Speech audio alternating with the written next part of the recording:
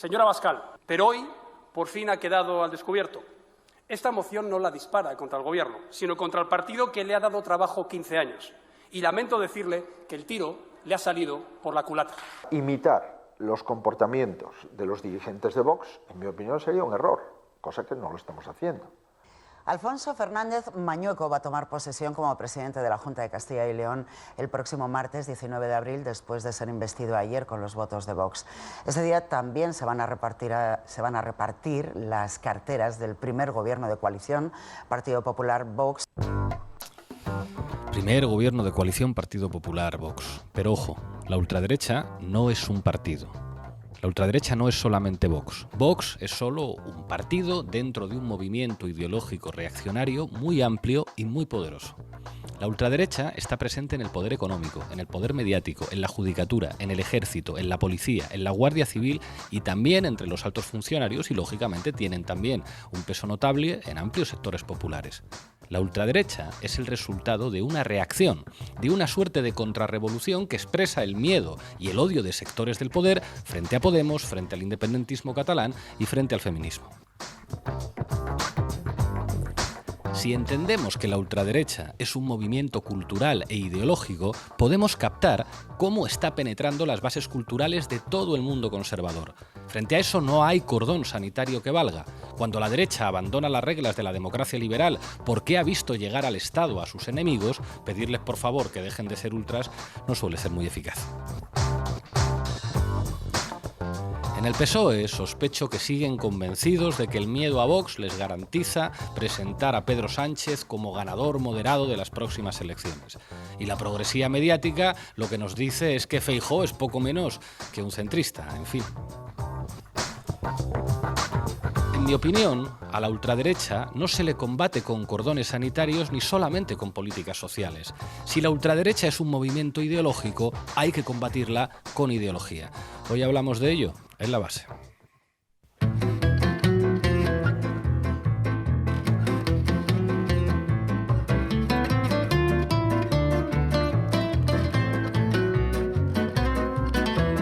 La Base, de lunes a jueves en Público. Bienvenidos y bienvenidas a La Base. Hoy hablamos de la ultraderecha, de cómo combatirla y para ello, como siempre, con Sara Serrano al mando de la base de datos. ¿Cómo estás? ¿Qué tal? Buenas tardes. Con Manu Levín, analizando lo que dicen los medios, que sospecho que hoy tenemos material muy interesante, ¿verdad? Tenemos material. Buenas tardes, Pablo. ¿Qué tal? Nos acompaña también Javier Lezaola, redactor de LU. Muchas gracias por estrenarte en La Base. Gracias a vosotros. Y contamos hoy también con Gerardo TC. ¿Qué tal, compañero? Hola, ¿qué tal? Y con Isabel Lacalle. Bienvenida a tu casa. ¿Qué tal? Buenas. Y al final del programa, como siempre los miércoles, Gema MJ en Tendencia Crítica. Arrancamos, Lolo. La Base de datos. Buenas tardes, Sara. Buenos días. En América Latina, ¿qué tenemos? ¿Qué tal? Pues hoy quería dar algunos datos que señalan el proceso de ultraderechización del bloque de la derecha. Alfonso Fernández Mañueco, del Partido Popular, será presidente de Castilla y León a cambio de incorporar al gobierno a Vox. Vox ocupará la vicepresidencia, las carteras de Agricultura, Industria y Empleo y la de Cultura. Bueno, esto es llamativo porque es la primera vez en España que Vox forma parte de un ejecutivo, de un gobierno autonómico en este caso. Exactamente. Para lograr la investidura, Mañueco ha incorporado a su discurso buena parte de los marcos ideológicos de la ultraderecha. El presidente autonómico ha asumido que no existe violencia machista, que solo existe una suerte de violencia intrafamiliar y se ha comprometido con Vox a tramitar una ley antifeminista con urgencia. Vamos a elevar a rango de ley el actual plan de prevención de violencia en el ámbito familiar, elaborando y aprobando una nueva ley de lucha contra la violencia intrafamiliar para generar nuevos derechos y proteger a las víctimas, a todas las víctimas. Mañueco también ha evitado hablar de memoria histórica. En su lugar ha defendido una nueva ley de concordia, entrecomillada, que sustituirá al actual decreto autonómico que tenía como base la reparación de las víctimas del franquismo. Una ley de concordia. Por eso vamos a comenzar la tramitación antes del 30 de julio de una normativa en materia de concordia que integrará toda la regulación en la materia como elemento de reconciliación y evitando la utilización de la historia para dividir a los españoles. Alucina. Y a pesar de que la Junta de Castilla y León no tiene competencias en política migratoria, Mañueco también ha colado en su discurso el término inmigración ordenada, otro de los elementos centrales del programa de Vox. Necesario incorporar dentro de nuestra sociedad a todas las personas que quieran venir desde todos los rincones del mundo, siempre de forma legal, ordenada, con clara vocación de incorporarse al mercado laboral y que busquen la plena integración. Además, aunque la ocupación de viviendas afecta solo al 0,004% de los habitantes de Castilla y de León, Mañueco también ha llevado este tema a su discurso de investidura. Con esto refuerza el marco securitario de la extrema derecha frente a la necesidad de implementar políticas públicas que garanticen el derecho a la vivienda. Combatiremos el fenómeno delictivo de la ocupación de viviendas con asesoramiento gratuito a las víctimas de este hecho. Bueno, yo creo que basta escuchar a Mañueco para ver cómo ha operado la vampirización ideológica, la colonización ideológica del discurso de la ultraderecha en lo que se supone que era una derecha europea relacionada con el Partido Popular Europeo. Pero este proceso de ultraderechización viene de atrás, ¿verdad, Sara? Sí, en primer lugar hay que recordar que Vox es una escisión del PP a la que se suma la incorporación de ciertos elementos ultras. Abascal era del Partido Popular e hizo su carrera política al calor de Esperanza Aguirre. Además, un gran número de miembros de Vox provienen del PP. Bueno, es verdad que hay gente de Vox que viene de grupos neonazis, un viejo conocido mío de la época universitaria, Kiko Méndez Monasterio, pero es verdad que la mayor parte de los miembros de Vox proceden de grupos cercanos al Partido Popular, como Hazte Oír, a los que financiaba Putin, o como la Fundación FAES de José María Aznar. ¿Qué más tenemos? Pues otro elemento clave es la ultraderechización de la judicatura en España. Recordemos que el PP controla con mayoría el Consejo General del Poder Judicial y lleva bloqueando su renovación más de 3 años. Esto ha permitido a la derecha y a la ultraderecha desplegar una estrategia de lawfare para entorpecer el avance de leyes de Unidas Podemos como la ley trans, la ley solo sí es sí o la ley de vivienda. Vamos a escuchar a José Luis Concepción, presidente del Tribunal Superior de Justicia de Castilla y León. Hombre, yo creo que la democracia de un país se pone en solfa desde que el Partido Comunista, que es al que pertenece este señor, forma parte del gobierno. Mi amigo Conchito, magistrado y presidente del Tribunal Superior de Justicia de Castilla y León, diciendo en un plató de televisión tranquilamente que lo que pone en solfa la democracia es la existencia de ministros comunistas. Ya os imaginaréis la sanción tan grande que le llegó del equipo del ESMES. Absolutamente nada. En fin, la derecha y la ultraderecha parasitando los tribunales de justicia para utilizarla, en este caso, como ariete contra Unidas Podemos, porque ya se sabe, si hay comunistas en el Consejo de Ministros, eso quiere decir que la democracia está en solfa, palabra de Conchito. Y otra cuestión a tener en cuenta es la penetración que tiene la ultraderecha en las fuerzas y cuerpos de seguridad del Estado. La asociación policial Jusapol es conocida como el Vox policial por la alta correlación entre miembros de ambos espacios políticos. De hecho, Vox participa regularmente en las concentraciones de Jusapol y ha presentado en el Congreso una ILP promovida por esta asociación. Por su parte, el Ministerio de Interior abrió un expediente a una decena de miembros de Jusapol por acosar precisamente a tu familia, Pablo, y sancionó a otro miembro de Jusapol, Alejandro León, por colgar un vídeo en el que amenazaba a niños migrantes con una navaja. En las filas del ejército también han sido sonados el chat de militares retirados en el que llamaban a fusilar a 26 millones de personas o el exmilitar que disparó contra fotos de varios miembros del gobierno. Que esto no es una cuestión menor, que la ultraderecha tenga cuadros en las fuerzas de seguridad del Estado y en el ejército. ¿Y qué responsabilidad tiene el poder mediático en el avance de la ultraderecha en casi todos los ámbitos institucionales y administrativos? Pues más allá del amplio espectro mediático afín a la ultraderecha, que cuenta con medios como 13TV, Intereconomía, OK Diario y también cada vez más medios de la derecha tradicional, también es importante señalar cómo medios autodenominados progresistas han alimentado a la ultraderecha. Manu profundizará más en esto en su sección más adelante. Pues ahora lo vamos a escuchar. Muchas gracias, Sara. Porque ¿sabe quién protege a Inda en esta casa? ¿Sabe quién le protege? Le protegen 2 factores, Dígamelo. 2 claves. Yo se lo digo, yo se lo explico. Uno, que es un periodista que, por ejemplo, ha desvelado casos de corrupción como el caso Bárcenas, el caso Urdangarín, las cuentas en el extranjero de Granados. ¿Sabe qué le protege? La presunción de inocencia. Usted hacía afirmaciones y todavía no están contrastadas. Usted dice, publica cosas a sabiendas que son falsas. ¿Y eso quién lo demuestra? ¿Y eso quién lo demuestra?, se preguntaba Ferreras. ¿Quién protege a Inda? García Ferreras. Adelante, Manu. Mete cabecera, Lolo. Titulares al banquillo.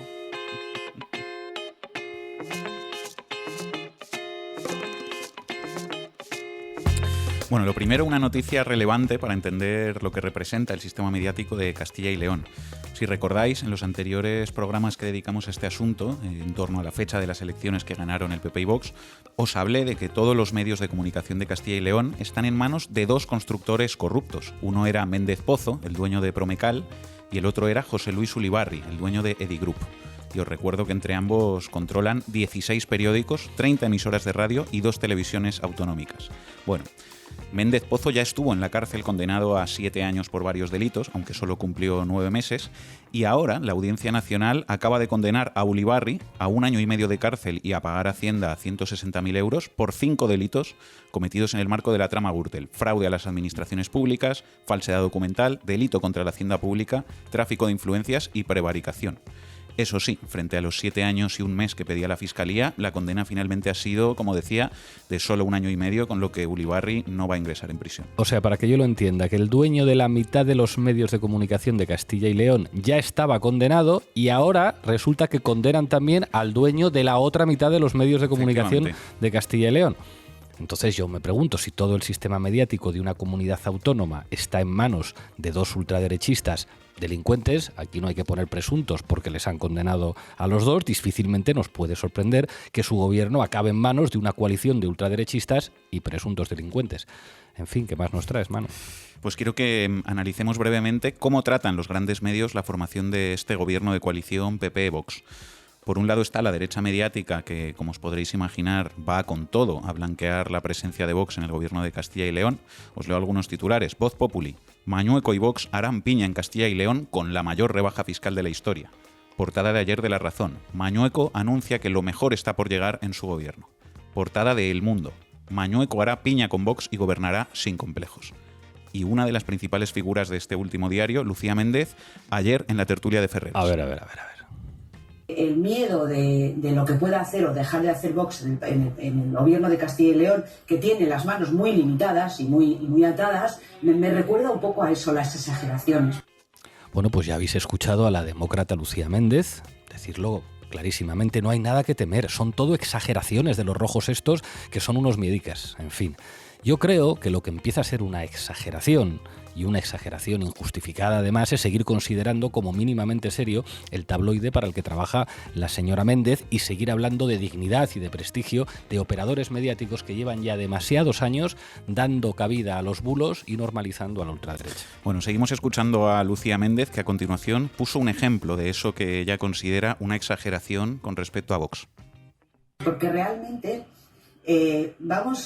Vamos al contenido, Inés. Vamos al contenido, porque los reparos morales los entiendo. Yo entiendo que la gente tenga reparos morales. El propio Partido Popular hay mucha gente que tiene reparos morales en la relación con el pacto con Vox.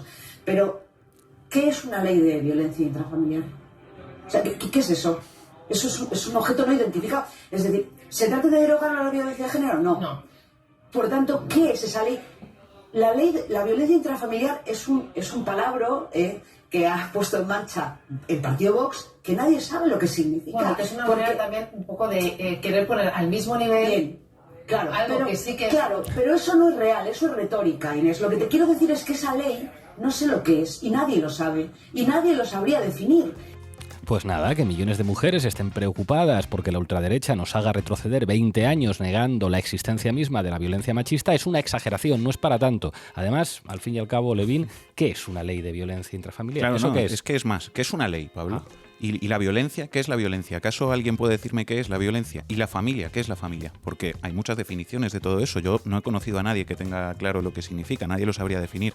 Hay muchos puntos de vista. Debatamos sobre ello. A mí el otro día me decían en una tertulia que la verdad es relativa y que la única verdad es que la verdad es relativa. En fin, son increíbles las piruetas que tienen que hacer algunos para blanquear a la ultraderecha. Eso sí, piruetas llenas de dignidad, de prestigio, de honorabilidad y de muchos premios periodísticos. En fin, la derecha mediática en su línea no nos puede sorprender. Por cierto, ¿recordáis ese francotirador que planeaba asesinar a Pedro Sánchez porque, como él mismo declaró en el juicio, se sentía animado a ello por escuchar a Carlos Herrera cada mañana? Yo leí en la prensa que era un loco y que en ningún caso hubo ninguna situación de peligro ni nada. Efectivamente fue blanqueado por toda la derecha mediática. No es para tanto, ¿no? Nos decían, son exageraciones, ¿no? Como esto que acabamos de oír. Bueno, pues ha sido condenado a más de 7 años de cárcel. Y quiero añadir también que cuando el Diario Público sacó esta exclusiva fue ninguneado por muchos medios de comunicación, también por algunos supuestamente progresistas. Vamos a dejar ya los medios de derechas para centrarnos precisamente en esto que en la base ya hemos bautizado como la progresía mediática, que al mismo tiempo que habla de cordones sanitarios, hace varias cosas que desde mi punto de vista han contribuido decisivamente a la normalización de la ultraderecha en España. La primera es abrirle todos sus espacios mediáticos. Como hemos dicho muchas veces, OK Diario es el digital con más tertulianos en las televisiones y en particular en el canal para gente de izquierdas pero con dueños de derechas, La Sexta. Si uno piensa en quiénes son las estrellas de los programas que produce La Sexta, se da cuenta de que son o bien ultraderechistas mentirosos y muy gritones como Inda o Maruenda o Claver, o bien opinadores progresistas a los que casualmente casi siempre les parece mal todo lo que hace Unidas Podemos. Al final parece que el famoso cordón sanitario de los medios progres no es tanto a la ultraderecha como a Unidas Podemos, en fin. En segundo lugar, en estos medios muchas veces se equipara lo que representa Vox con lo que representa Unidas Podemos, hablando de los extremos. José Luis Ayllón ayer en la tertulia de la cadena SER. ¿Tú crees que es lo mismo Unidas Podemos y Vox? Yo estoy absolutamente convencido. Absolutamente convencido. Absolutamente. Unidas Podemos y Vox es lo mismo. Que alguien podría decir, bueno, es verdad que eso se está diciendo en la SER, pero lo estaba diciendo alguien que fue diputado del PP, y es cierto. Lo que pasa es que ese mismo mensaje lo han lanzado también muchas veces directamente los propios periodistas de la cadena SER. Por ejemplo, Inma Carretero, reaccionando a la exclusión de Unidas Podemos y Vox de los debates electorales de estas mismas elecciones en Castilla y León. Los extremos se quedan fuera, dijo esta periodista. Claro, pues los que defienden la sanidad pública y el derecho a la vivienda son lo mismo, simples extremos respecto a los que defienden ilegalizar partidos y reivindican la dictadura y dicen que la violencia machista no existe. Los extremos, el extremismo de defender la sanidad pública y el extremismo de defender a Franco, ¿verdad? Efectivamente. En tercer lugar está, creo yo, el corporativismo que una y otra vez demuestran muchos periodistas del espectro progresista con respecto a figuras mediáticas de ultraderecha que son sencillamente mentirosos profesionales. Podríamos poner muchos ejemplos de esto, pero vamos a escuchar uno muy reciente de hace solo unos días. Genaro Castro, de Televisión Española, respondiéndote precisamente a ti, Pablo, después de que mencionaras en la entrevista que te estaba haciendo nombres como Carlos Herrera o Eduardo Inda. Yo tengo que defender a mis compañeros de la prensa, todos los que ha nombrado, y de hecho rompo una lanza en su favor. Por cierto, una de las preguntas de esta entrevista fue si te sentías culpable por tu gestión de las residencias durante la pandemia, que en realidad gestionaban las comunidades autónomas, es decir, un bulo de la ultraderecha en la televisión pública con el PSOE en Moncloa. Bueno, creo que queda bastante claro. Si lo que hay en los espacios de la progresía mediática son legiones de ultraderechistas mentirosos que encima son defendidos de forma corporativista por periodistas progresistas, mucho discurso cuñado de que los extremos se tocan e incluso bulos promovidos por la ultraderecha, pues la verdad es que lo del cordón sanitario deja de ser un discurso bien intencionado y empieza a parecer un inmenso ejercicio de hipocresía. Y mientras tanto, el Partido Popular y Vox sumando mayoría absoluta cada vez que se hace una encuesta. Muy tranquilizador todo. Gracias, Manu. Vamos con el periodista que más sabe. Director de OK Diario, Eduardo Inda, tu impresión. Eduardo Inda. Eduardo Inda, nunca imaginé que podría decir esto. Te has pasado. En fin, glorioso García Ferreras. Estamos ya en mesa de análisis. Empiezo contigo, Javier. ¿Hasta qué punto la ultraderecha es un peligro para la democracia en España? Porque leyendo buena parte de la prensa, hoy incluso el País señalaba a propósito de Le Pen, pues que tiene gatos, ¿no? Marine Le Pen, y que cada vez la sociedad francesa la ve menos como un peligro. ¿Hasta qué punto esto puede afectar a las bases de la democracia liberal? Bueno, la ultraderecha es un peligro para cualquier democracia y para la española también. Lo que pasa es que en España se dan unas particularidades que no se dan en otros puntos de Europa. En España, la derecha oficial procede del franquismo directamente y el partido ultraderechista del que hablamos procede de esa derecha, del PP. Entonces, eso es lo que explica que sobre Vox no ha habido cordón sanitario en ningún momento. O sea, se está hablando de si puede haber un cordón sanitario, pero es que no ha existido en ningún momento, porque el cordón sanitario, si nos fijamos, cuando se habla de cordón sanitario en Europa, ese cordón sanitario afecta también a los pactos de investidura, es decir, a recibir los votos de la ultraderecha, cosa que el PP lleva haciendo desde el minuto 1. Lo que hace ahora el PP es dar un paso más y gobernar, es decir, llegar a pactos ya de gobierno con la ultraderecha. Y a mí, pues, me preocupa muchísimo el blanqueamiento que se está haciendo de la ultraderecha por parte de los medios de comunicación, nosotros llevamos en portada hoy en LU otra vez este tema, porque consideramos además que se ha dado un paso más en ese blanqueamiento. Es decir, al principio se hablaba, pues bueno, lo de Vox no es para tanto, tal. Ahora estamos ya en Vox es un partido más, e incluso la parte más ultra del poder mediático hablando de que es peor que Podemos, que Esquerra Republicana, que EH Bildu, etc. O sea, y además todo esto se produce, este primer pacto de gobierno de la ultraderecha con el PP, se produce cuando se ha producido un cambio en el Partido Popular de Pablo Casado por Alberto Núñez Feijóo, que curiosamente el poder mediático lo presenta como una persona moderada y una persona centrista, etcétera, etcétera, porque se ha acercado más al PSOE que Casado. Tiene más interlocución con el PSOE, pero curiosamente, si nos fijamos, también tiene mejor interlocución con Vox que el propio Casado. Entonces, a lo que estamos asistiendo ahora es a una cosa muy curiosa, que es que Feijóo se acerca por un lado a Vox y por otro lado se acerca al PSOE. Y yo esto lo enmarco en que en esta legislatura podemos hablar políticamente de dos grandes bloques, uno reaccionario profundamente, que es el del trío de Colón, otro de profundización democrática, que es el de Unidas Podemos, Esquerra Republicana y EH Bildu, y el PSOE en medio ha tenido que pactar, porque no le quedaba más remedio, con Unidas Podemos y recibir los votos de Esquerra y Bildu, pero al mismo tiempo llega a acuerdos con el PP y Vox, por ejemplo, en que no se investiga a Juan Carlos I, en una serie de cosas, ¿no?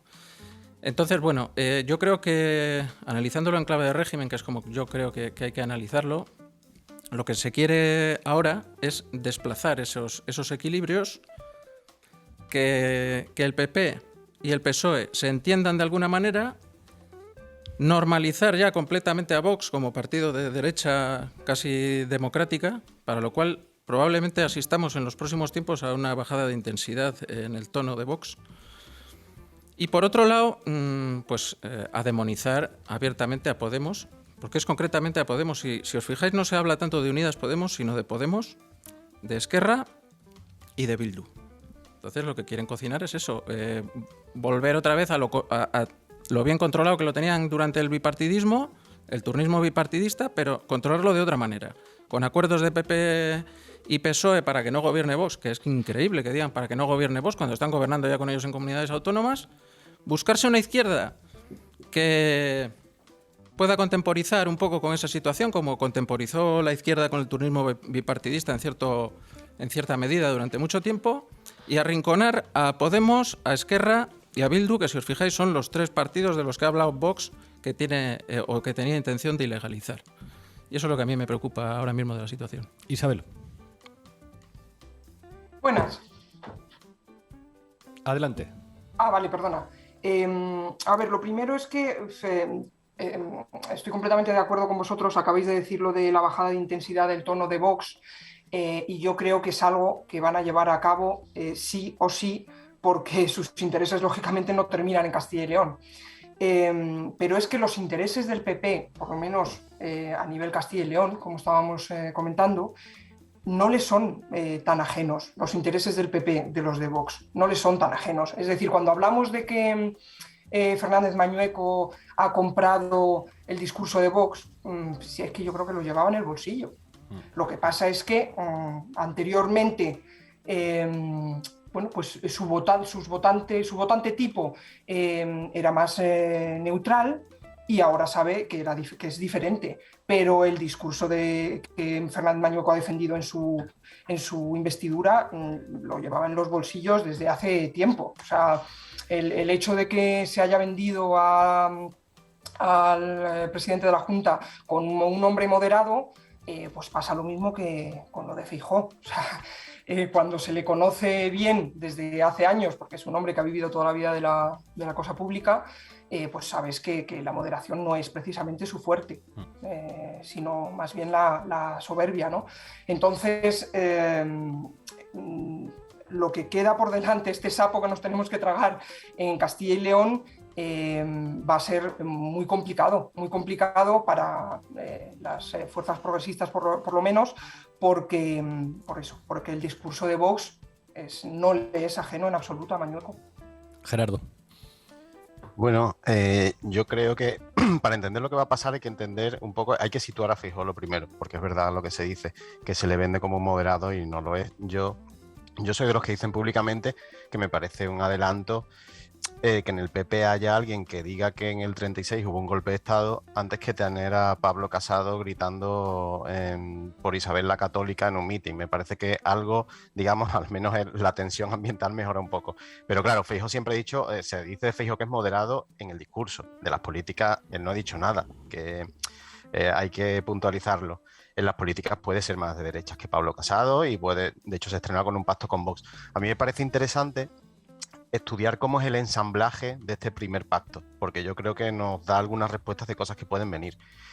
El PP es un partido que quiere ser homologado en Europa como un partido democrático. Después tienes que ir a Bruselas y tomarte un café con el del PP alemán y que no te dé vergüenza. Entonces es complicada la jugada y yo creo que en este ensamblaje se juntan como, digamos que es a dos bandas. Por un lado el PP activa, yo creo, lo que podríamos llamar Operación Timo, que es esa operación que ya activó con Ciudadanos. Cuando Albert Rivera decía que de ninguna manera pactaría con el PP de la corrupción, el PP firmó lo que Rivera al final dijo, venga, te pongo 5 puntos por delante. Y el PP dijo, y ponme 15 si quieres, que te lo firmo todo, vamos, sin problema ninguno. Y con Vox está pasando lo mismo. Vox, más que propuestas, en Castilla y León y en cualquier sitio tiene obsesiones. Llega con la obsesión de la ley de violencia intrafamiliar y la respuesta del PP, vale, pues ley de violencia intrafamiliar, pero no quiero, porque después tengo que viajar a Europa, no quiero quitar la ley de violencia de género. Entonces aquí lo que queda ahora mismo es pues esa sensación de que, bueno, de que lo que sospechábamos, Vox se mueve por obsesiones y por chiringuitos. Entonces si se le satisfacen las dos cosas, el PP no tendría que tener problema en tener un socio que es el socio del segundo cubata en mitad de la montería y aún así poder viajar a Europa. ¿Qué pasa? Que mientras timas políticamente a Vox, que yo creo que es la jugada del PP, lo estás alimentando socialmente, quiero decir, y ese alimento social te puede terminar devorando, como hemos visto en otros sitios.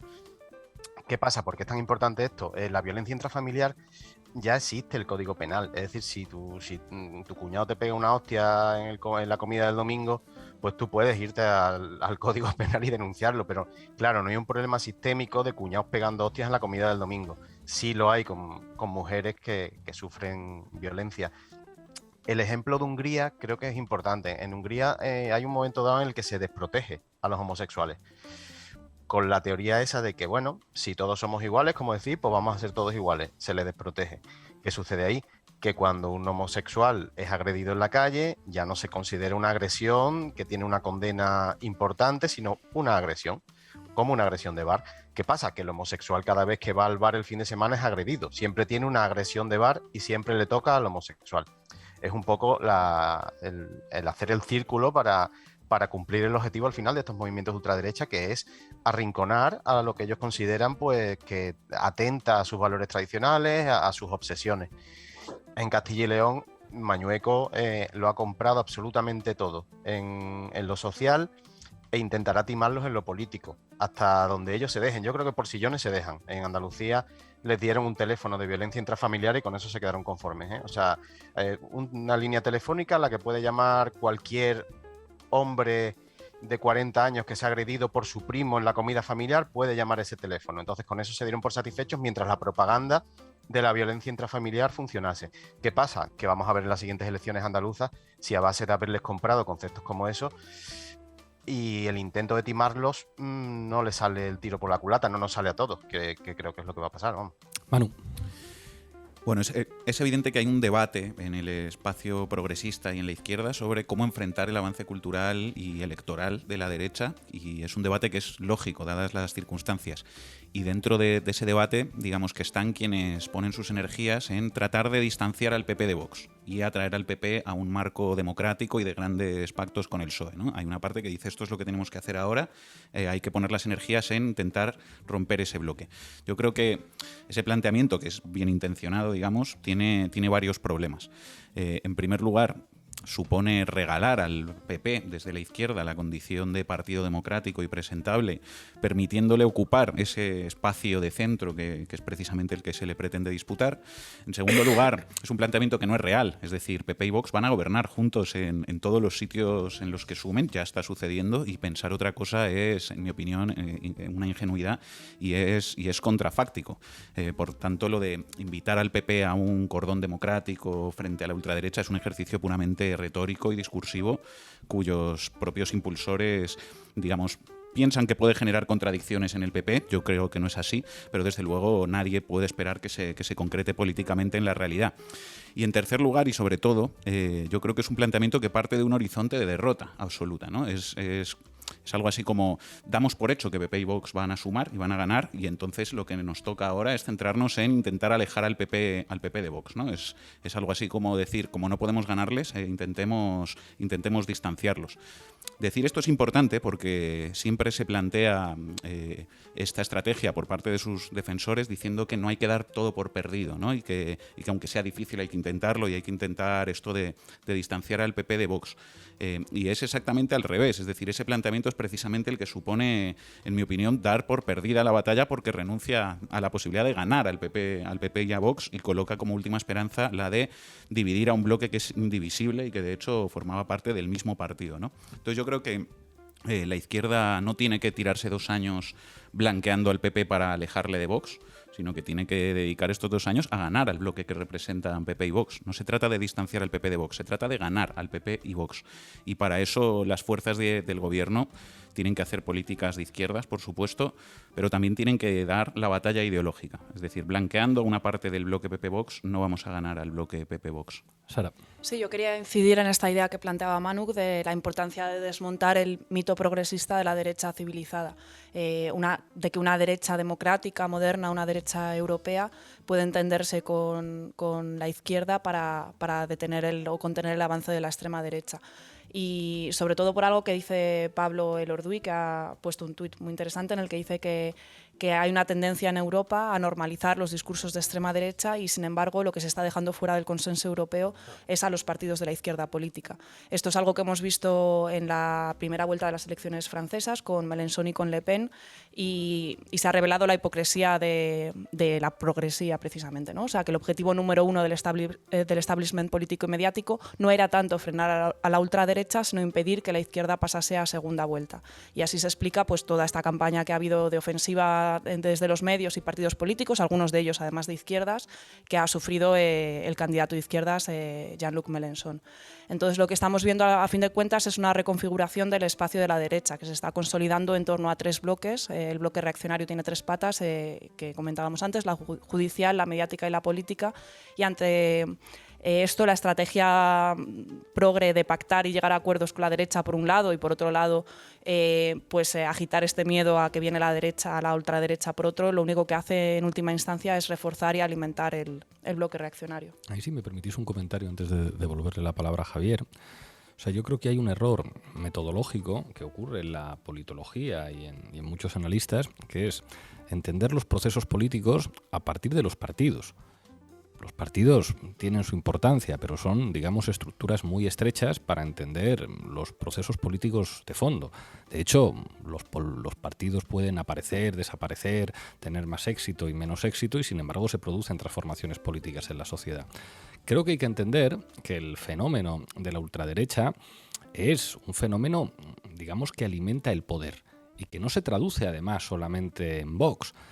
Después de, digamos, la irrupción electoral de Podemos y el avance del procesismo en Cataluña, hay un banquero que dice algo, digamos, muy sensato para entender, digamos, cuál era el debate en el poder, cuando dice hace falta un Podemos de derechas.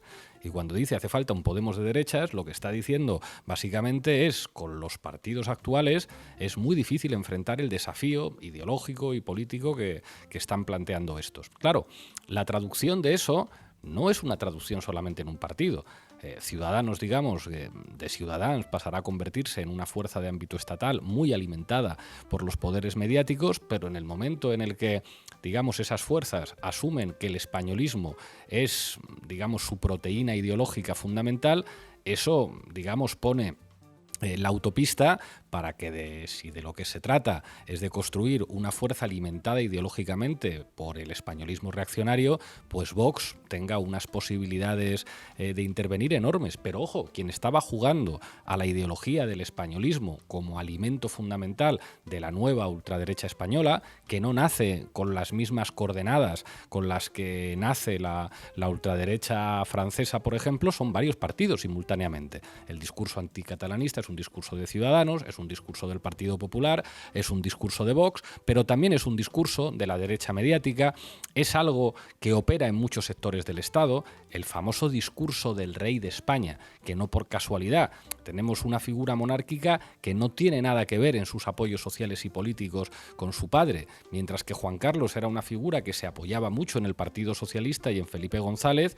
Hoy en día decir viva el rey es algo que escuchas a Vox, al Partido Popular, y que escuchabas también a Ciudadanos. Es decir, hay un rearme ideológico en términos ultraderechistas para enfrentar, digamos, el desafío que representaba la llegada al Estado, en este caso de Podemos, y no digamos ya si la dirección de Estado se organiza con independentistas que no son Convergencia y Unió y el Partido Nacionalista Vasco, que son eventualmente Esquerra Republicana de Cataluña y H. Bildu. Claro, ese reaccionarismo en la época de Bannon, en la época de las fake news, en la época en la que la mentira se normaliza como estrategia política, pues produce este fenómeno de la ultraderecha, que no solamente es el partido Vox, que es que está en la judicatura, está en los jusapoles, está en una parte del ejército, está en una parte del funcionariado. Y claro, es aquí donde parece mentira que haya sectores de la izquierda que no hayan entendido que la transformación de la izquierda también es algo que va más allá de los partidos. A mí me hace mucha gracia que en el PSOE nadie se acuerde que Pedro Sánchez es el resultado de la derrota del aparato del partido. Es decir, que esto no es normal. Digamos que había cambiado tanto la sociedad hasta el punto de que un señor yendo en coche es capaz de ganarle unas primarias a la señora que controlaba el partido en Andalucía, que eso era los dos pulmones, el hígado y los riñones del Partido Socialista, y con la oposición de todos los expresidentes del PSOE. Parece, digamos, como que de repente una parte de la izquierda se hubiera olvidado de lo que ha pasado en los últimos años. Y que, digamos, los sindicatos hayan vuelto a creerse lo de la concertación social, como decir, no, bueno, nosotros somos los sindicatos, nuestro trabajo consiste en ponernos de acuerdo con la patronal. No es el momento de movilizarse porque ya bastante crispación hay en la política, no salgamos a defender nuestras posiciones. Y que incluso haya sectores de la izquierda que digan, en un momento dado en el que hay una derechización de la sociedad, lo que tenemos que hacer es acompañar esa derechización social, no vayamos a girar a la izquierda y nos quedemos convertidos en una fuerza marginal. Hombre, hace 8 años, cuando el sentido común de época era progresista, podía tener sentido que la izquierda se abriera a otros terrenos. O sea, que la izquierda se pudiera permitir una serie de discursos que te acercaran a otras comunidades culturales, cuando todo el mundo estaba diciendo, pues tiene razón el 15M, no queremos ser mercancía ni de políticos ni de banqueros. Pero claro, cuando el sentido común de época es antifeminista, reaccionario, enormemente agresivo, ahí tú lo que necesitas es dar vitaminas y proteínas ideológicas a tus bases para que no desaparezcan, como de hecho está desapareciendo la izquierda en muchos países de Europa. Y qué curioso que lo que hemos visto en Francia es que la única izquierda que ha funcionado electoralmente no es la del PSOE francés, no es la de los moderados verdes, que no se entiende muy bien qué significa ser verde en este contexto, digamos, de amenaza de tercera guerra mundial y de transición geopolítica, y no digamos ya el Partido Comunista o los trotskistas franceses. O sea, el éxito de Mélenchon yo creo que es una señal de alguien que le está diciendo 32 horas de jornada laboral, no nos conviene estar en la OTAN, asamblea constituyente, refundamos las bases de la democracia francesa. Entonces a mí me sorprende que incluso en sectores de la izquierda que no son el PSOE o que no son la Sexta, todavía se siga planteando esta cosa como del cordón democrático o el cordón sanitario, porque creo que eso es demostrar una debilidad ideológica ante el adversario que augura, bueno, pues que te terminan haciendo desaparecer, como ha ocurrido en muchos países de Europa, Javier. Sí, claro. Si nos fijamos, estos sectores proceden en buena medida del eurocomunismo y, bueno, a mí me da la impresión a veces de que como no se atreven a reivindicar directamente a Santiago Carrillo, pues reivindican a Berlinguer a veces, ¿no? Creo que podríamos establecer un paralelismo entre lo que pasó en los años de la transición, con los pactos de la Moncloa, etcétera, etcétera, y lo que está pasando ahora. Entonces se blanqueó a los franquistas y ahora se quiere blanquear a Vox, de alguna manera, porque se le quiere aceptar como, bueno, pues sí, pues tiene sus cosas, pero al final que estén ahí. Y bueno, pues a ver si nos acercamos al PP para que no pacte mucho con ellos. Y dices, pero si es que ya están gobernando con ellos en comunidades autónomas. Y se sigue hablando de a ver si hacemos un... Hoy he leído a un periodista también progresista en Twitter hace un rato hablando de eso, de que es necesario un cordón sanitario y que PP y PSOE se pongan de acuerdo. Pero ¿cómo puedes estar hablando de cordón sanitario cuando llevamos no sé cuánto tiempo con pactos de investidura y ahora también pactos de gobierno y siguen hablando de un cordón sanitario, etcétera? Entonces, creo que existe un riesgo cierto en ciertos sectores políticos y mediáticos y tengo muchas dudas de lo que puede acabar pasando con este tema. Los sindicatos, etcétera, sectores eurocomunistas, el PSOE, antes comentabas, creo que vuelve a tener mucha mano Felipe González en él, después de todo eso que pasó con Pedro Sánchez y que parece mentira que se haya olvidado la gente de todo eso que pasó y por qué. Felipe González vuelve a tener mano ahí y estamos ahora mismo en un momento de una reedición de lo que se hizo mal, que alguna cosa se haría también bien, pero de lo que se hizo mal en los años de los pactos de la Moncloa, etcétera. Isabel. Es curioso, según estáis comentando, el tema del cordón sanitario, que bueno, aquí en Castilla y León sabíamos que era algo completamente imposible de llevar a cabo, porque hay que recordar que esta es una comunidad muy particular en la que el PP ha gobernado en los últimos 35 años, que se dice pronto, con muchas mayorías absolutas. De hecho, pues hasta que no llegó Mañueco y empezó a perder elecciones y demás, eran mayorías absolutas las conseguidas, con lo cual estaba clarísimo que era imposible que cedieran a un cordón sanitario para aislar a Vox de su entrada en el gobierno. De hecho, bueno, no os voy a descubrir yo a Pablo Fernández ahora, pero en el debate de investidura de Mañueco fue el único que, además sin papeles, que todo hay que decirlo, dio un poquito de sensatez a su discurso.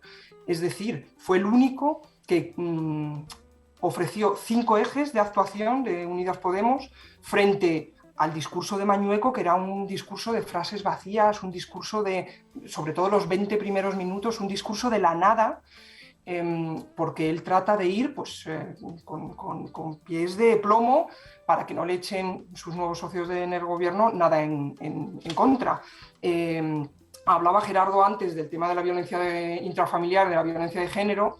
Esta semana pasada, una mujer que fue vicepresidenta con Herrera, del PP, de la Junta de Castilla y León, Rosa León, habló en una charla en comisiones obreras precisamente alegando eso, que es que una ley de violencia intrafamiliar, cuando existe el Código Penal, es completamente innecesaria. Igual que es una vergüenza que Juan García Gallardo, el nuevo vicepresidente de Vox, hable de abuelos buenos, de que no hay abuelos buenos y abuelos malos, que no los hubo. Hombre, hubo abuelos que mataron y abuelos que murieron. Eso hay que tenerlo claro, o sea, hablando de la ley de concordia a la que se refieren. Y hay una cosa que a mí no me gustaría olvidar, y es decir, la Universidad de Burgos, bajo el mandato del PP, en la Junta de Castilla y León, estaba realizando un mapa de fosas que en teoría está ya terminado. ¿Qué se va a hacer con ese mapa de fosas con Vox ahora mismo en el gobierno de Castilla y León? Hay cosas que van a cambiar mucho, pero que el propio PP había dado carta blanca para que se hicieran en la anterior legislatura. A mí me gustaría saber por dónde van a ir esos tiros. Gerardo. Pues yo creo que tenemos que estar muy atentos a qué pasa con lo que dice Isabel, con detalles de ese estilo, detalles de ese tipo, que nos den información, cómo ha disminuido la inmigración ilegal en Soria en los próximos tiempos, porque es divertido también que en la tierra de la despoblación uno de los ejes de Vox fuera el acabar con la inmigración ilegal que desde luego está desolando Soria. Y yo creo que, mira, yo no tengo duda de que el PP y Vox son partidos hermanos, y tampoco tengo dudas de que el PP, si puede no pactar con Vox, prefiere no pactar con Vox. es cuestión de tiempo que su siguiente víctima sea el PP, y en el PP creo que lo saben. Casado lo sabe desde luego, y todos han visto cómo ha salido Casado por la ventana. Yo que alguna vez he defendido lo del cordón sanitario, creo que efectivamente es absurdo defenderlo como premisa, como punto de partida, porque efectivamente la ultraderecha no es una cosa de un partido político, es una cosa social, es mediática, es más complejo que eso. Creo que sí, que en el último minuto, cuando ya está perdida la cosa, como pasó en Castilla y León, sí hay que decir, mira, lo que haga falta para que esta gente no toquen un solo euro de dinero público, porque las fosas se quedan sin desenterrar, porque las mujeres se quedan desprotegidas, y si hace falta, creo que hay que hacer esa bajada de pantalones y decirle al PP, gobierna solo y tal. Desde luego no lo creo como punto de partida, sí lo veo como gesto inútil probablemente. En el último momento sí lo sigo viendo necesario. Ahí, o sea, como por recoger el guante que lanzaba Javier con la cosa del eurocomunismo. O sea, porque en realidad esto es como un debate en la izquierda sobre cómo hacer política. Y a mí me sorprende el contraste entre la importancia que da la derecha y la ultraderecha a la ideología, y parece que esto es una cosa que a la izquierda le da exactamente igual, o a determinados sectores de la izquierda. Una de las claves de la negociación que ha tenido Vox con el PP para el gobierno de Castilla y León es quien controla la pasta para untar a las televisiones y a los medios de comunicación. Esto es un tema, digamos, en los que tradicionalmente los partidos de la izquierda, o sea, de esto no se ha hablado en la vida. Mientras, por ejemplo, en España, después de la transición, la Iglesia Católica se ocupó de tener su estación de radio, su estación de televisión, su red de escuelas privadas, su red de escuelas concertadas, los sindicatos, que recibieron amplios fondos y que estaba gobernando el Partido Socialista y la UGT era su sindicato de referencia, no tuvieron ni su propia estación de radio, ni su propia televisión, ni una red equivalente de escuelas, ni concertadas, ni de ningún tipo. Esto yo creo que es algo a lo que la izquierda históricamente no le ha dado ninguna importancia. Hay una parte de la izquierda además que considera que es como poco elegante decir lo que son los medios de comunicación y que incluso razonan los medios de comunicación siempre han sido así, el resultado de tu política es básicamente la inteligencia de tus propuestas o lo que tú estés diciendo, ignorando que los aparatos ideológicos son los más importantes.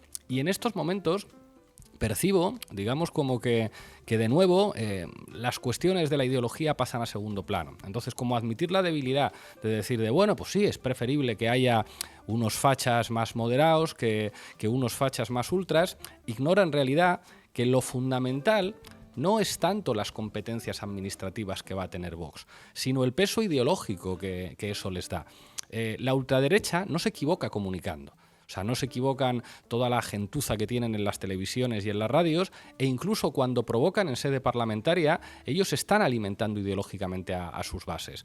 Cuando Macarena Olona se hace una foto en la estatua de Largo Caballero vandalizada, o cuando Abascal dice que el gobierno de coalición es el peor de los últimos 80 años y vuelve a repetir lo de los 80 años, esa manera de provocar lo que está haciendo es generar, digamos, libido en unas bases ideológicas que están alimentados con ese discurso políticamente incorrecto, con el ataque a las feministas, con el ataque despiadado a sus rivales, que están mucho más en Podemos y en el independentismo que en ningún otro lugar. Y claro, pensar que la respuesta más eficaz a eso es simplemente políticas sociales, tenderle la mano al Partido Popular, ofrecer moderación frente a la gente que le asusta el discurso agresivo de Vox, creo que es no entender lo que implica el avance ideológico de las posiciones ultras, que, ojo, no tienen que ver con la ideología de cada cual. O sea, es como a quién le importa que Feijóo o que el otro, que Casado, sean más o menos de derechas. Si la gente de derechas, la ideología no le da mucha importancia. O sea, no son gente como nosotros que tengan muchos libros en casa y que entren en este tipo de debates. Les interesa el poder.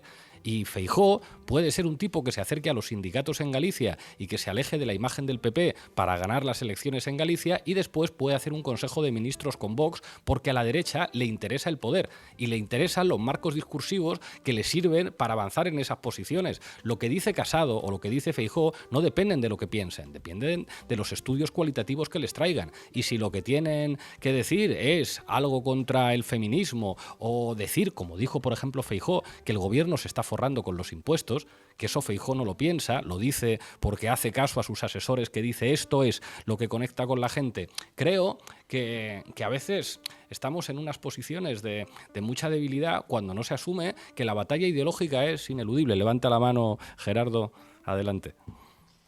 Creo que estamos menospreciando el valor y la potencia de la transgresión. Quiero decir, estamos en un 15M de derecha. Un chaval joven ahora mismo, claro. Antiguamente da un poquillo de pena ver a las juventudes del PP porque era una cosa así como... Te reías de ellos, claro. Claro, somos el partido de la moderación, de tal.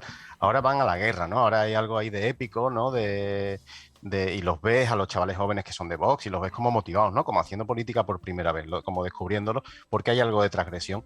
¿Qué pasa? Que los transgredidos son valores que no se han llegado a asentar. El feminismo, digamos, sería casi un statu quo que hay que derribar cuando no se ha llegado a instaurar de ninguna manera. Se hace esa trampa que alimenta con imagen de statu quo a cosas que son débiles. Y por otro lado se junta que Anguita decía que cuando la izquierda toma el poder tiene dos tareas. La de administrar el organismo y la de negarlo al mismo tiempo. Yo creo que se refería a utilizarlo para transgredir, para ir más allá de lo esperado y de la estructura del organismo que se toma. En Hungría se está haciendo. En Hungría han tomado el poder y no por eso no se convierten en statu quo. Empiezan a desmontar y empiezan a hacer políticas agresivas. Aquí vemos que el gobierno de coalición se ha tirado, para empezar le ha tocado la época que le ha tocado vivir, y después los debates no han sido, Dios mío, ¿qué está haciendo este gobierno que quiere poner el salario mínimo por las nubes? Es si negociamos 5 euros arriba o abajo porque el PSOE se planta. No estamos diciendo vamos a hacer una política potente, energética, tal. No es que el PSOE no está de acuerdo. O sea, el conflicto viene dentro. No ha habido una transgresión desde la propia administración, desde el propio poder. Y creo que el caldo de cultivo es genial, es ideal para que esta gente llegue. Y creo que pocas soluciones hay con una prensa como la que tenemos, con un PP entregado, a pesar de saber que será su siguiente víctima. Y creo que mucho esto depende del PSOE, y yo creo que el PSOE va a mirar el tren pasar y ya está. Manu y después Isabel. Sí, si me permites, una reflexión tirando un poco de este hilo que decía Gerardo de la transgresión, que yo creo que es fundamental en ese olvidarse o no entender, que decías tú también, Pablo, cómo se ha transformado la estructura ideológica de la sociedad española, tanto en la etapa, digamos, de irrupción de Podemos y de avance de la izquierda y de un sentido común progresista, como en la etapa actual de derechización, ¿no? Y me voy un momento a Francia y ahora volvemos aquí, que digamos... yo creo que el papel que ha tenido Éric Zemmour en las elecciones francesas merece una reflexión, porque se decía que Zemmour iba a desgastar a Le Pen, ¿no? Y no solo no ha sucedido eso, es decir, no solo ha crecido Le Pen, sino que creciendo Le Pen con respecto a su resultado anterior, el bloque de la ultraderecha en su conjunto ha crecido más de 9 puntos. Es decir, Zemmour no solo ha desgastado a Le Pen, sino que ha hecho crecer 9 puntos el bloque de la derecha radical en Francia. El concepto de opinión pública es un concepto como omnipresente, pero difícil de definir. Pero yo creo que la definición más satisfactoria de ese concepto la propuso Noel Neumann en los 80, cuando dijo que forman parte de la opinión pública aquellas ideas que pueden ser expresadas en público sin temor al aislamiento social. Es decir, la opinión pública es el conjunto de ideas que se pueden expresar en público sin temor al rechazo del grupo, entendiendo además que el temor al aislamiento social, a que los demás te den la espalda, es un mecanismo muy fuerte que opera en los seres humanos en tanto seres sociales, ¿no? La ultraderecha ha conseguido, mediante su penetración en los medios y mediante su estrategia de transgresión, convertir en aceptables socialmente ideas que en el pasado quizás sí hubieran sido objeto de aislamiento social. Es decir, han conseguido que las ideas de ultraderecha formen parte de la opinión pública, al tiempo que las ideas de izquierda quedan paulatinamente excluidas. Y eso es lo que han logrado, digamos, gracias a personajes como Zemmour en Francia, o como Herrera, o como Inda, o como Los Santos en España. Es decir, empujando los marcos hacia la derecha mediante la provocación ideológica. Porque la provocación ideológica, al final, es uno de los mecanismos que más transforma la opinión pública, porque mueve el sentido común, naturaliza y hace aceptables ideas que antes no lo eran, ¿no? Y genera que después pueda aparecer alguien que diga lo mismo, pero con un tono más sosegado, ¿no? Y eso sea aceptable, porque Gerardo decía, bueno, Feijóo será moderado en el discurso, pero no tanto en las políticas. Yo diría que ni siquiera en el discurso, ¿no? Es moderado en el tono, pero el discurso luego dice que los impuestos son para que se forre el gobierno o dice ese tipo de barbaridades, ¿no? Entonces, ¿a dónde me lleva todo esto? Yo creo que la izquierda en España tiene que tomar nota de esto y tiene que entender que necesita operadores culturales que empujen los marcos hacia la izquierda, y que eso, lejos de suponerle un problema o, digamos, un contratiempo a los referentes de la izquierda institucional, que tienen que hacer un discurso más amplio, es complementario y es útil a esos portavoces, porque les amplía el campo y les ensancha el espacio discursivo, porque si no, al final la derechización del sentido común te deja sin espacio. Y acabo con una cosa. O sea, la disyuntiva no es tanto entre si replegarse o ampliar el espacio de la izquierda, ¿no? Que era un poco lo que planteabas antes, es decir, si toca reforzar a los tuyos con vitamina ideológica o toca ir a la ofensiva a tratar de incorporar a otros sectores. Es como aquí todos queremos crecer y queremos incorporar a otros sectores. La clave es cómo se hace eso. Ese es el debate. El debate no es si replegarse o crecer, el debate es cómo crecer, ¿no? Se hace mimetizando el discurso con todos los marcos del sentido común de época que están derechizados. Yo creo que no, y que eso, digamos, que no hay ni un solo ejemplo de un crecimiento y de una transformación de la estructura ideológica de la sociedad en base a ese ejercicio. Al contrario, el momento de máximo avance cultural de la izquierda es el momento en el que Podemos hace un discurso más transformador, digamos, más radical, entre comillas. El momento de máximo avance cultural de la ultraderecha en el campo de la derecha es, bueno, pues con un discurso también que no trata de imitar al PP, sino que trata de, digamos, de expresar sin complejos lo que piensa la derecha, e incluso diría que la propia Yolanda Díaz, el momento donde su popularidad llegó a máximos fue cuando, partiendo de su propio estilo y todo eso, pero digamos que se enfrentó a Pedro Sánchez a cuenta de la reforma laboral. Isabel, y nos vamos a tendencia crítica. Vale, quería puntualizar simplemente, ahora que habéis nombrado a los medios de comunicación,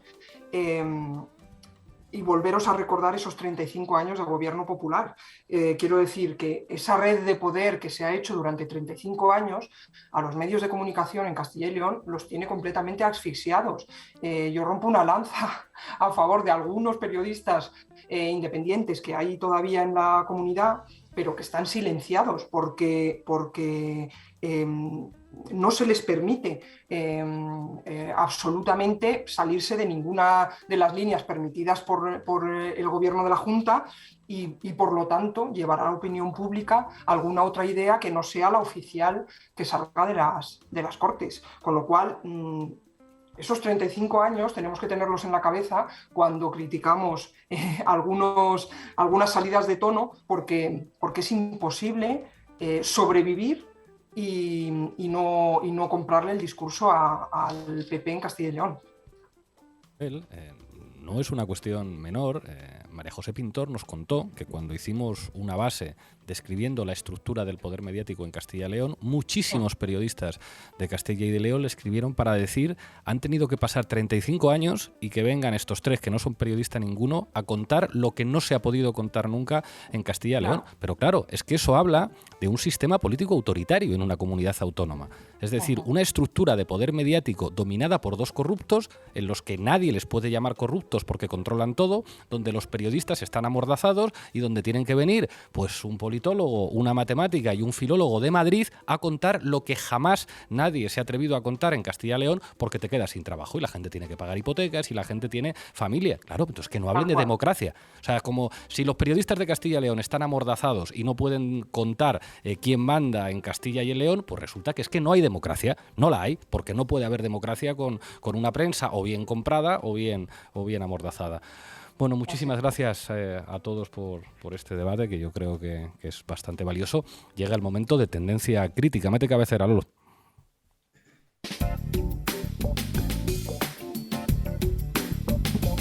Tendencia crítica con Gema MJ. Bueno, ¿qué tenemos? Gema MJ, cuéntame. Buenas, Pablo. Sin duda, lo más comentado ha sido el sueldazo del que será el nuevo vicepresidente sin funciones de Mañueco, Juan García Gallardo Frings, quien es además conocido por sus tuits homófobos, machistas, racistas y a favor del golpe de Estado de Franco. Alan Barroso propone que cada vez que Vox hable de chiringuitos y de despilfarro político, le recordemos que en Castilla y León Juan García Gallardo será vicepresidente sin funciones ejecutivas, es decir, sin nada que hacer, con un sueldo de más de 100.000 euros, incluso más que el presidente del Gobierno de España. Incluso más no, 20.000 euros más al año que el presidente del Gobierno de España. Tal vez a los votantes de Vox debería darle alguna pista que su partido se dedique a criticar lo público, pero sin renunciar ni a un céntimo del Estado. Y es que cabe destacar que los políticos de las Cortes de Castilla y León, de PP, PSOE y Ciudadanos, votaron a favor de subirse el sueldo un 4,2% hasta los 98.000 euros. Y diréis, pero seguro que Vox ha criticado esto, ¿no? Pues siento decepcionaros, pero no. Y, en resumen, es exactamente lo que dice Diego FS. Vox quiere acabar con la financiación de los partidos políticos, pero no perdona un solo céntimo de las arcas públicas. Y quiere suprimir las autonomías, pero va a tener un vicepresidente sin ninguna función ejecutiva, cobrando más de 100.000 euros al año. La España que trinca. Vicepresidente sin funciones que quiere acabar con las autonomías, cobrando un soldazo autonómico. A mí me recuerda, ¿cómo se llama este? Un tal Tony Cantó, ¿no? Que inventaron un puesto para él para defender la lengua castellana. Mañueco, además, asume las ideas de Vox y ahora habla de inmigración ordenada, aunque ni siquiera tenga competencia en inmigración. Todos sabemos que esto es solo un eufemismo y, como Mañueco no sabe muy bien cómo justificar esto, dijo en una entrevista que es que, claro, les preocupa mucho las fronteras de Ceuta y Melilla. Claro, Ceuta y Melilla pertenecen a la corona de Castilla, sí. Digamos que el problema que sufre Castilla y León no es precisamente de inmigración, sino más bien al contrario, de despoblación. Porque en la última década más de 250.000 personas han tenido que irse a otras comunidades autónomas y más de 100.000 se han ido al extranjero. Maureen Trialgo dice que quizás lo que quería poner Mañueco en su pacto con la ultraderecha no era inmigración ordenada, sino emigración ordenada. Es decir, que la gente que se tiene que pillar de Castilla y León lo haga con más calma, vamos. Claro, básicamente inventarse un problema que no existe, para no hablar de uno de los problemas fundamentales de Castilla y de León, que es la despoblación y que la gente se va. Además, no solo quieren acabar con la ley de violencia de género, porque para ellos las más de 1.100 mujeres asesinadas de 2003 son un invento de las feminazis, también con la ley de memoria histórica. El periodista Carlos Hernández compartió un vídeo en el que nos explica la importancia de la memoria antifranquista. En Castilla y León hubo 25 campos de concentración franquistas. En el de Aranda de Duero fueron encerrados miles de menores de edad. Podrán derogar leyes, pero no cambiarán la historia. Vamos a escuchar un fragmento de ese vídeo. Dale, Lolo. A partir de 1938 especialmente se concentró aquí a menores de edad, a niños de 15, de 16, de 17 años. En esas imágenes se ve a centenares de niños que estuvieron aquí encerrados durante años y que sufrieron unas condiciones de vida especialmente duras. Hambre, enfermedades, malos tratos, humillaciones. Bueno, la derecha ya sabemos que aunque sea Zelensky el que pronuncie la palabra Guernica, entonces ya echan todo en mano a la pistola y ahora tampoco quieren que se hable de los crímenes del franquismo. ¿Por qué será?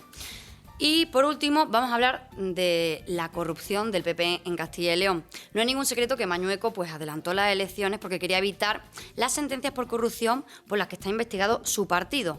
Pues como la titular Black explica, el Tribunal de Cuentas ahora descubre pagos irregulares en las primarias de Mañueco en León, que incumplen la ley de financiación de partidos. El PP de Salamanca ya estaba imputado por esto. ¡Qué mafia! Bueno, Mañueco no solo adelantó las elecciones para librarse de los escándalos de corrupción y que no afectasen a su campaña electoral, sino también para quitarse de encima a sus socios de Ciudadanos. Pero bueno, le salió un poco regular pensando que podrían gobernar en solitario. Veamos qué dice Francisco Igea de Mañueco ahora, que hasta hace 2 días era socio suyo. Vamos a escucharlo. Es usted un mentiroso patológico. Es usted un ser deshonesto. No le merecen ni sus compañeros de partido, ni esta comunidad, ni su familia. En fin, se le veía con algo de rencor a Igea con respecto al Partido Popular. Cualquiera diría que ahora a Igea ya esto de pactar con la derecha no le gusta tanto. El problema es que Villacís y Ciudadanos no solamente formaron parte de la foto de Colón, sino que han formado parte de esa dinámica de ultraderechización cultural de las bases conservadoras españolas. En fin, muchísimas gracias, MJ. Hasta la semana que viene. Un abrazo a todos y a los haters sobre todo. Hoy vamos a terminar duros, con proteína ideológica, con un temazo de Reincidentes, Nazis Nunca Más. Ya sabéis que en YouTube no lo vais a poder ver, pero sí en iVoox, en Público, también en Spotify. Acabamos con los Reinci. Hasta la semana que viene. Los que tengáis vacaciones, disfrutadlas.